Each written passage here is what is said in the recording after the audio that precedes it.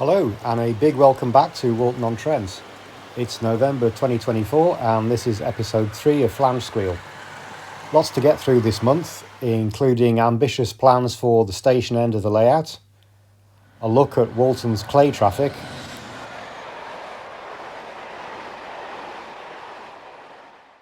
and we've a brand new model to inspect. But first let's run through additions and activity over the past few weeks. Good progress on the platforms. Platform 1 has been weathered and is now finished. The gap I had up the middle of platforms 2 and 3 has been filled, smoothed and disguised as a drainage channel. I fitted and blended in an end ramp too for platform 3, the shorter platform. I wasn't sure whether or not to leave it squared off like an old bay platform, but I think it works better like this. And platform 4 has been assembled. I've painted the slabs and white edging, but I need to build the tricky platform 5 before I can finish this off properly.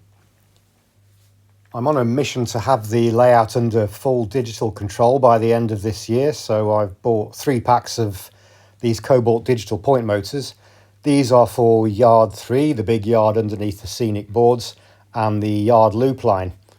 The 2 largest mail trains have had a bit of a rebuild. The RES train was full of Era 9 Super BG vans, so I sold those off and replaced them with Era 8 stock. And the travelling post office has gained several more sorting vehicles. The China clay train has grown significantly with the arrival of these stunning Bachmann polybulks and a heavily weathered ferry van. We'll have a look at these a bit later on. I couldn't resist this set of black intermodals and the bright green consent leasing containers which came with them. I've been looking out for these for quite a while. The rail tour train is growing slowly and quietly underneath the station. This will eventually be hauled by the Accurascale Class 50 when that arrives, but in the meantime I've added another standard open coach this month.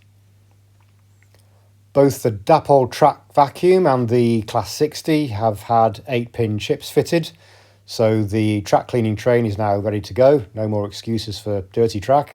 I've finally topped up my stash of magnetic couplers. The ones on the left are for Mark 1 stock, so my postal BGs and GUVs, and the rail tour train. The ones on the right are for the KFA Freightliner 2 packs of close couplings.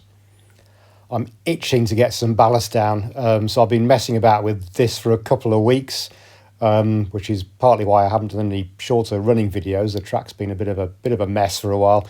You'll hopefully see some properly ballasted track next month. And it's been a traumatic few weeks for Bob and Bob, my 2 Class 37s.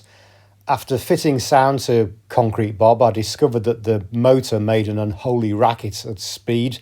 It sounded like something was horribly out of balance somewhere. I stripped the whole loco down and ended up replacing the motor.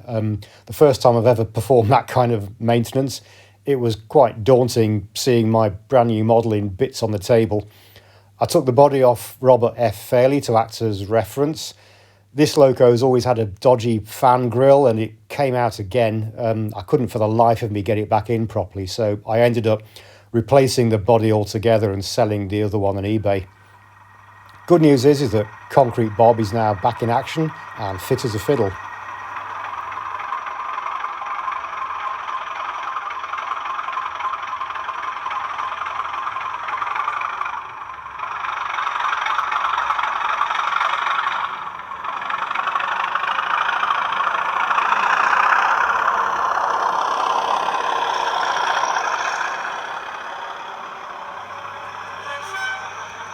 Another loco to get sound fitted is 47537 County of Gwynedd.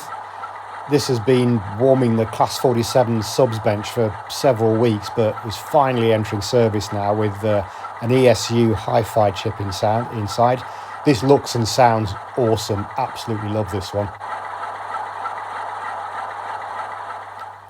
Despite that, the subs bench has made a net gain this month with 612 and treble 4 both arriving. All 4 locos here will have identity changes in the near future, the 3 on the left destined for RES parcels duties. Last but not least, this giant black box arrived. I think you know what's inside. Let's take a look.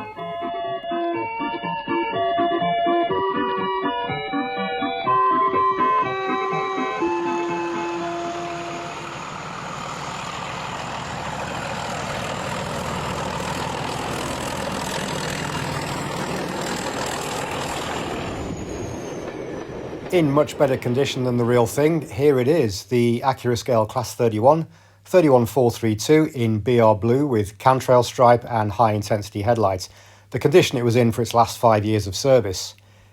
DCC sound fitted, there's the box end and model number for you. 31432 started its working life in December 1959, allocated to March Depot as D5571.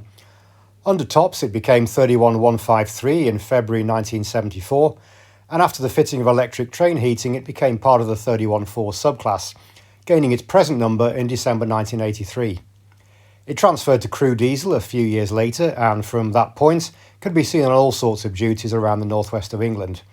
In the summer of 1991 it gained a high-intensity headlight, and it spent its final service years on regional railway services out of Liverpool Lime Street and Manchester Victoria to North Wales, Southport, Blackpool North and up into Cumbria.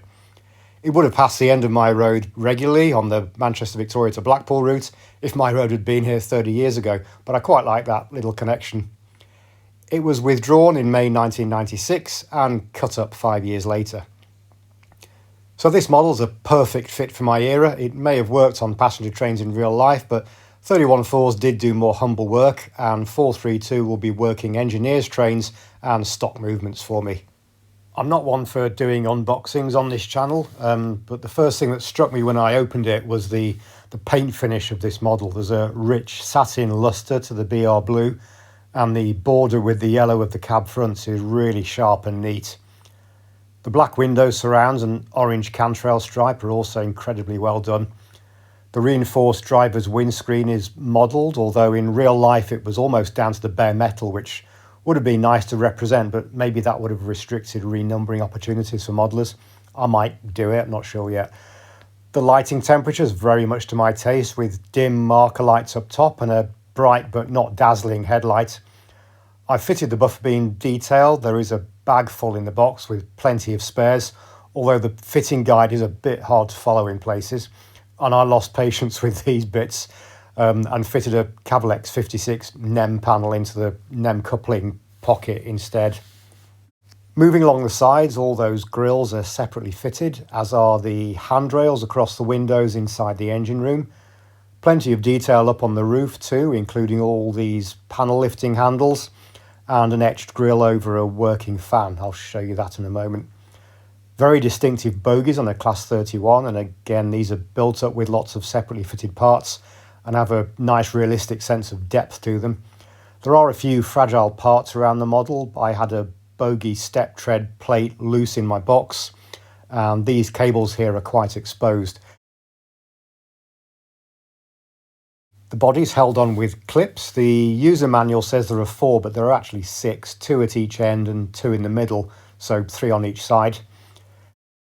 Before you get stuck in, however, you need to be aware that these cables are attached to the front of the cab and hook under and behind the buffer beams. This end's not attached, it's just held in place by the shape of the part, but unless you either wriggle it out of the way first, or if you can, unplug it from the front of the cab, then it's going to snag and likely break as soon as you release the body. With the body off, we can see the PCB with the massive Accurathrash speaker here. We'll hear that in a bit. Sprung plunger pins connect all the lighting boards, so no little cabled plug sockets attached into the roof. And the fan and its separate motor are here. There's a magnetic roof panel for easy access to the chip. However, it's impossible to remove it with just your fingers. It doesn't extend the full width of the roof to the cantrail, so there's just nothing to grip. There's no way on God's green earth I'm sticking anything in that panel gap and prizing it out. It's just going to get damaged. A blob of black tack would probably do it, but if you weather the roof, you're going to want to keep doing that. I mean, come on, what's the deal here? Am I being thick and you're all having a good laugh? If you can only remove it from underneath with the body off, well, what's the point of it? What am I missing? Comments below, please. Here's the Cavalex 56 solution. What's wrong with that? But back to the good stuff. Look at this cab interior.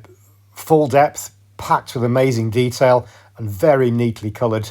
The dials on the desk light up. Again, I'll show you this in a bit. I fitted some of the Accurascale loco specific crew. These are 3D colour printed, which is quite amazing when you think about it. Although they do come out a little fuzzy, certainly a lot more than the box would suggest. You could touch these up quite easily if you wanted, but I found with the body back on, they actually look okay, so I'll probably just leave them be for now. Okay, let's get this little chap fired up and I'll run through a few of the functions for you and get him running.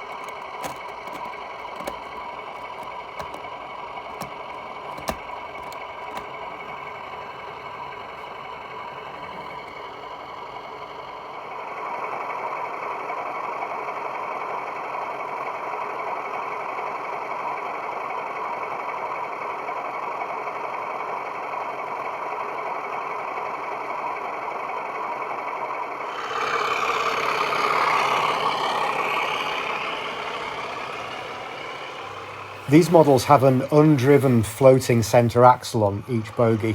Now, although that perfectly mirrors the real thing, it was actually a conscious decision by Accurascale to design the model that way anyway, to give better track handling ability on curves.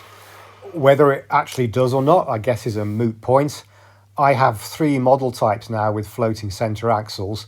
This one, my EFE Class 58, and my 2 Cavalex 56s, and many that don't, my Bachmann 37s and 47s, and I personally haven't found an advantage or disadvantage either way. However, I did run a Dapol Western for a while, which was a serial derailer on bends, which I always put down to very hard riding bogies. There wasn't much movement in them in any direction, and I sold it on as a result, so maybe there is something in it. However, the bigger debate seems to be around the impact on a model's tractive ability. My Cavalex 56s could probably pull the house down, but they have exceptional gearing and considerable weight on their side. How does a mere Type 2 cope? Let's have a look.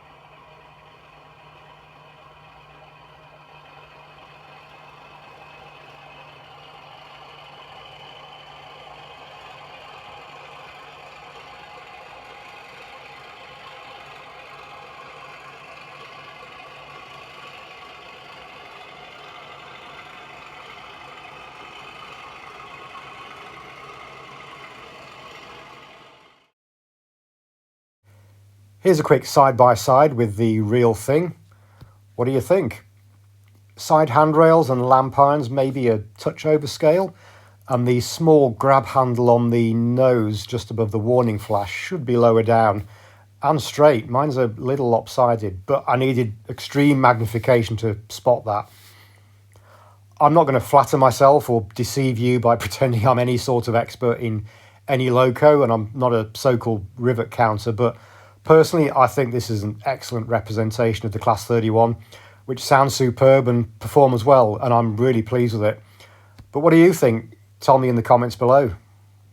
Here in the UK, the clocks have just gone back an hour, marking the end of summertime. Not that we had one up here in Lancashire. I'm going to turn them back even further now, to a time when this little chap was still in his first years of service, number D5571. That's him, standing at platform 1 of the old bomb-damaged Walton-on-Trent station. It's November 1st, 1962, and tonight's Evening Chronicle carries exciting news. The city still bears the scars of war, and the lean years of the 1950s felt like they'd never end. But the slums and rubble are being cleared. Plans are on the drawing board. The landscape is changing. It's a new decade and the white heat of technology is burning brightly. Britain is taking off.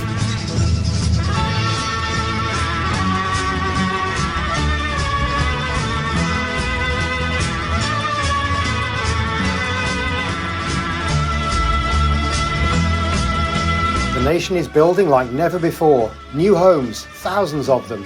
New homes on new avenues. New avenues on vast new estates on the edge of the countryside with wide open green spaces and lungfuls of fresh air. New towns, new public spaces, and the very best of British products in brand new shopping centres. Cities are changing before our eyes. Modern cities for a modern world. Connected by fast new roads for fast new cars. And state-of-the-art trains from state-of-the-art stations.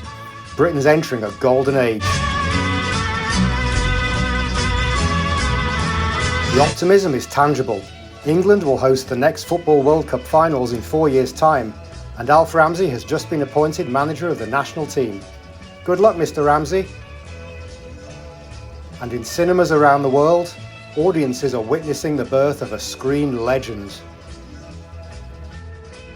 Britain is cool again. Ladies and gentlemen, the country is swinging, and you've never had it so good.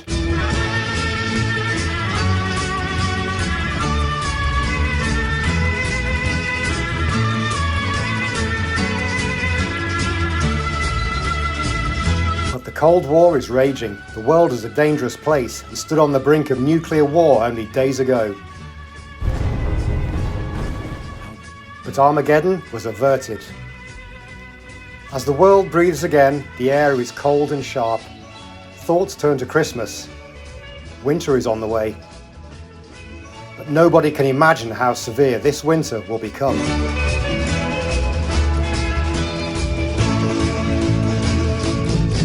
As a hard-working city heads home to coal fires and Z-cars, or gleaming towers twinkling above the rubble, the final edition is pushed through 50,000 front doors, and Walton-on-Trent learns of its own future. A future of sleek concrete and shining glass. A new station and shopping centre to rival anywhere in the country. A first-class ticket to better times.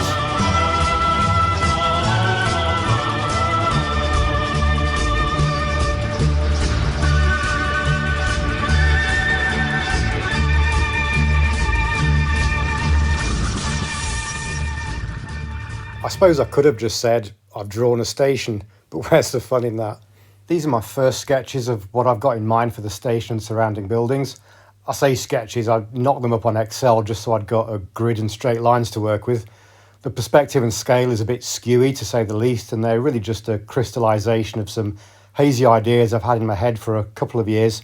They're certainly not fully measured blueprints or plans, and things will inevitably evolve. I'll pop up some overlays so you can see where we are on the layout. This is the north elevation. The dotted red line is street level. And we have a double height glazed passenger concourse slung between an office block on the left and a cutaway multi-storey car park on the right. The car park extends up and over part of the station roof to the office block, with a plaza out the front between the station and the shopping centre at the back. The shopping centre forms the scenic break on the end wall. This is a cross-section looking east at a right angle to the baseboard, so the west elevation of the office block. Red line is street level. The station is slung under the car park there on the left.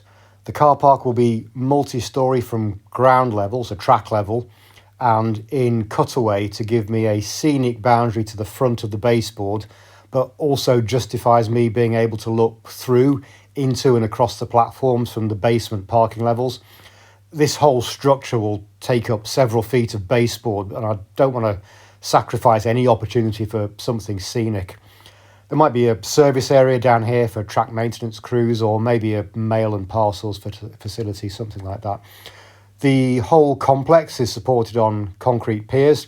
I haven't yet worked out how many would be realistic for such a structure, and I'll use Birmingham New Street as my guide, as I will often, as far as I can. You can see the bulk of the shopping centre on the right. This is the south elevation of the station building, so looking north, and seen as if we were standing in the plaza out the front. The car park's on the left and above, the office block is to the right, and the shopping centre would be behind us. This will be the main entrance, so we'll have a taxi rank and maybe some bus stops out here. The concept of the station is that you'd enter through sliding doors into a single height booking hall, proceed through to stairs and escalators like on a gallery level. Then as you descend, the full height of the passenger hall opens up in front of you with the tracks and platforms in full view through the full height windows at the back. You then descend again to track level in the platforms. And this is an example of a platform. It wouldn't be this bright down here, believe me. If you imagine here you've descended from the big bright glass and marble hall above, you're on the stairs or escalator. Liverpool train is standing on platform 2 and you're looking across the top of the coaches to platform 1. The colour rendering here makes it look a bit like the Piccadilly line. That's certainly not the intention. These are some of my real-world inspirations. This is London Euston, obviously. If you can mentally overlay my station building where the little BR logo is there on the roof, the car park bottom left, and extending at half width up towards the office block. My office block would extend almost fully to the left of the one in the picture, and the shopping centre would start where the Colonnade building starts on the right and extends well off screen, both up and to the right. Car park decks would extend across the bottom of the picture to create a fully enclosed forecourt, which, unlike Euston's here, would be vehicular access. The forecourt will be something like this. This is Euston bus station, somewhere I stood many times as a student. Maybe imagine the turquoise facing and a Walton on Trent sign across that building where those fins are on the front of the Colonnade building, and a fully glazed front at ground level representing the main access to the station. Queensway House, as I'm calling it, will be based on any number of similar buildings around the West Midlands, especially where they straddle a street like these in Coventry, although I particularly like this one on the old Bullring. I haven't found out what it was called yet, but it's the one you can see in this month's opening titles as we were speeding along a sunny Smallbrook Queensway. It's this one straight ahead. As a kid, I always remember seeing this building from the train as we headed off on the family holiday through New Street Station.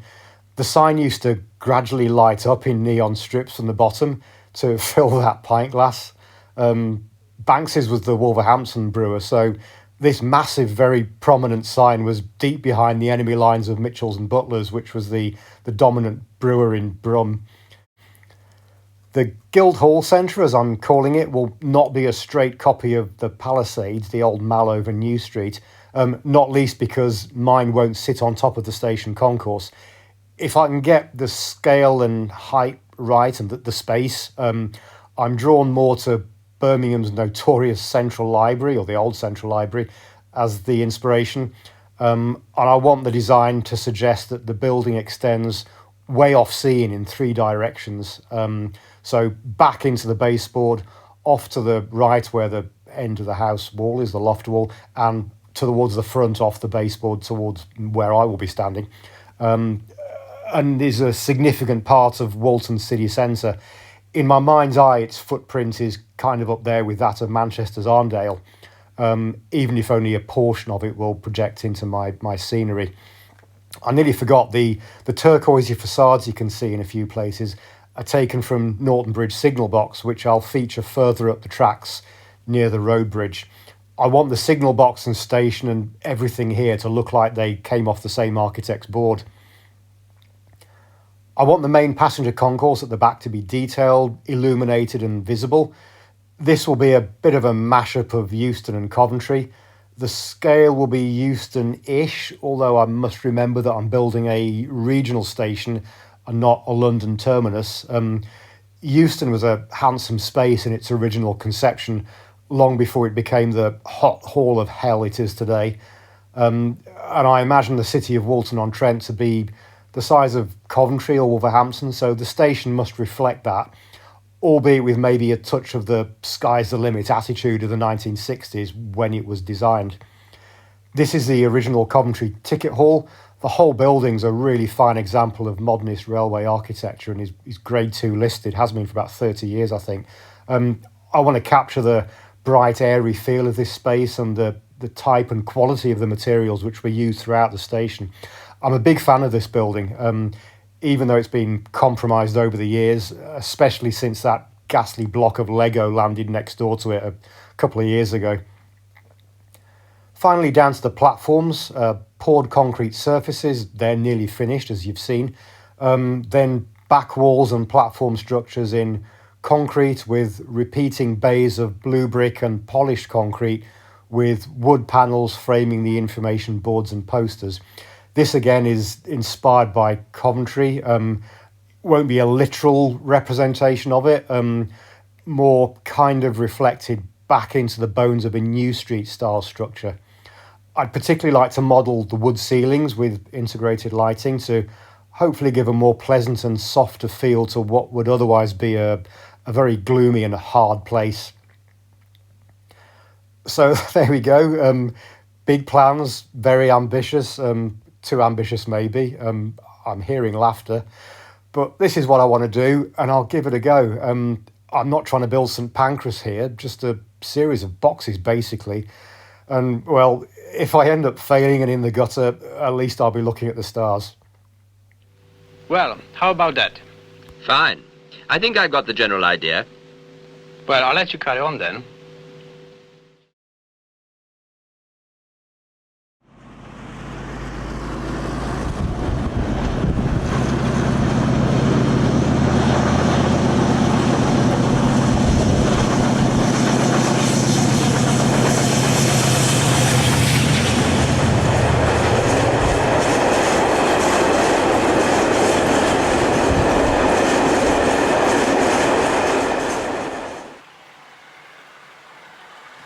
One of the most distinctive freight flows through Stafford was the weekday China clay traffic to and from Cornwall and the Stoke-on-Trent potteries. Cornwall's vast deposits of China clay have been mined for over 250 years, centred on an area to the northwest of St Austell. With the expansion of the railway in the 19th century, the numerous mines and drying facilities were connected by a network of lightly laid tracks, known as the China clay lines, to the regional yard at St Blaise. There, full trains could be marshalled for onward distribution to paper mills, the small seaport of Foy, and the famous old potteries of Staffordshire. In my era, after the demise of Speedlink, the potteries train ran daily, Monday to Friday, via Bescot, and would pass through Stafford around 11:15 in the morning, returning empty some 6 hours later. From Stafford, the train would take the Stoke line at Norton Bridge Junction to Cliff Vale, an industrial area to the north of Stoke Station, and the home of English China Clay's dedicated railhead. The trains were formed of these 22.5-tonne air-braked bogie hoppers. These replaced the long-serving vacuum-braked plank wagons in 1982 and were built by French wagon builder Fauvet-Jurel. Developed by ECC and wagon leasing company Tiger Rail, they were given the TOPS code PBA, but were widely known as Clay Tigers. In the early 90s, they were increasingly augmented by these green giants, the JIA Polybulk Hopper of 1974-5, also built by Fauvet-Jurel. Mixed rakes of PBAs and JIAs were now common, as seen here at Norton Bridge. However, with the financial collapse of Tiger Rail in early 1992 and the freezing of their assets, the PBAs disappeared from the tracks. Here's a uniform rake of JIAs negotiating Wolverhampton's Bushbury Junction later that year. Before the year was out, they made a return and came under the ownership of Tiphook Rail, who in 1994 started to repaint them into their blue livery. Yep, this wagon's blue. From this point on, the JIAs disappeared and blue Tiphook liveried PBAs, now configured for continental use, were back in charge. At the same time, booked haulage changed from Tinsley 47s to Arpley 56s. This coincided with the establishment of the new shadow franchise freight companies, with this particular contract passing to Transrail. Here's the PBA wagon in 00 gauge. These were developed by Kernow Model Centre a few years ago, but all of mine are the EFE rail releases. They're factory weathered, but you can get them in pristine white as well. And they have a lot of printed and separately fitted detail. Most of it is quite fine and fragile, such as these pipes along the one side, and this tangle of pipes and cylinders at this end.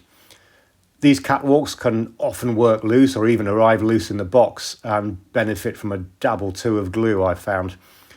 You can also see that the weathering application shows quite a degree of shadowing with clean white areas visible underneath. Might be a future project for me. These weren't the smoothest runners out the box when I got them, and I did tinker around with back-to-backs and lubrication for a while. They're still prone to the odd squeak, but generally they're pretty dependable now. This is the Bachmann JIA, and boy, what an impressive wagon this is. They are not cheap, still fetching 75 to 80 quid on eBay, but the level and quality of printed and fitted detail is really high. They also feel a bit more robust and less brittle perhaps than the PBAs. I shied away from buying these for a long time because of the price. A full rake of these would be 1,000 quid, give or take. But I've decided to mix 3 into my existing train, 2 pristine and 1 weathered, and these hefty green wagons have really transformed its appearance. I've also got an EFE rail ferry van, tops code IWB, heavily weathered with Danzas branding. I'm not sure how accurate this model is for my train, but you would occasionally see one of these large vans or similar at the front of the train. I believe they were used to carry high quality bagged clay, I assume loaded from Cliff Vale and onto the continent via Bescot and the train ferry. I don't think they ran to or from St Blaise, but please comment below if you know otherwise. We'll get all these hooked up and running in a bit, but first let's take a look at the other clay-related train which ran through Stafford at the time.